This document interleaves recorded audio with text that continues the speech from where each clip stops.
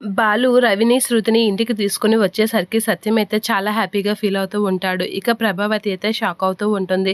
ఇక సత్యం అయితే బాలు అలా చేసేసరికి నేనే చేశాను అనైతే కాలర్ ఎగరేస్తూ ఉంటాడు. ఇక మీనా వీళ్ళందరూ అయితే చాలా హ్యాపీగా ఫీల్ అవుతూ ఉంటారు రవిని, శృతిని ఇంటికి తీసుకొచ్చినందుకు. ఇక ప్రభావతి అయితే రవి దగ్గరికెళ్ళి, రవి నువ్వు ఖచ్చితంగా రావనుకున్నాను రా, తనుగాని రాకపోతే నువ్వు రావని అనుకున్నాను, ఇప్పుడు చాలా ఆనందంగా ఉంది అని ప్రభావతి అనేసరికి రవి అయితే అలా చూస్తూ ఉంటాడు.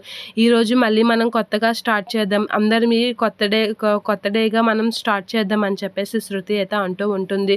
ఇక ప్రభావతి అయితే ఖచ్చితంగా మీరు ఇక్కడే ఉండిపోతారు కదా అన్నట్లుగా అనేసరికి, అవునా ఆంటీ, నేను కేక్ కూడా తెచ్చాను, సెలబ్రేట్ చేసుకుందాం రండి అని చెప్పేసి కేక్ని అయితే ఒకరినొకరు కట్ చేసుకొని తినిపించుకుంటూ ఉంటారు. అలా ఒకరినొకరు తినిపించుకుని చాలా హ్యాపీగా ఉన్న టైంలో సంజయ్, మౌని అయితే వస్తూ ఉంటారు. అది చూసి మౌని చాలా హ్యాపీగా ఫీల్ అవుతూ ఉంటుంది. సంజయ్ అయితే షాక్ అవుతూ ఉంటాడు. ఏంటి వీళ్ళు ఇంత హ్యాపీగా ఉన్నారు అనేది అనుకుంటూ ఉంటారు.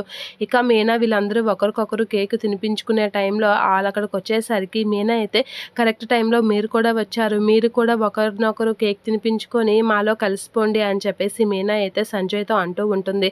అలా సంజయ్తో అనగానే ఇక అక్కడ కేక్ పై హ్యాపీ ఫ్యామిలీ అని అయితే రాసి ఉంటుంది. అలా హ్యాపీ ఫ్యామిలీ అని రాసున్న కేక్ని అయితే కట్ చేస్తూ ఉంటాడు సంజయ్. అలా ఫ్యామిలీని ముక్కలు చేస్తూ ఉండగా, నువ్వు కేక్ మీద ఉన్న ఫ్యామిలీనే ముక్కలు చేయగలవు బావా, మా ఫ్యామిలీని కాదు అని చెప్పేసి అంటూ ఉంటాడు. అలా అనగానే బాలు అలా అనేసరికి సంజయ్ అయితే అలా చూస్తూ ఉంటాడు. ఫ్యామిలీని కట్ చేయడానికి అది కేక్ కాదు, నేను చాకుని అని చెప్పేసి బాలు అనేసరికి బాలు వైపు సంజయ్ అలా చూస్తూ ఉండిపోతాడు.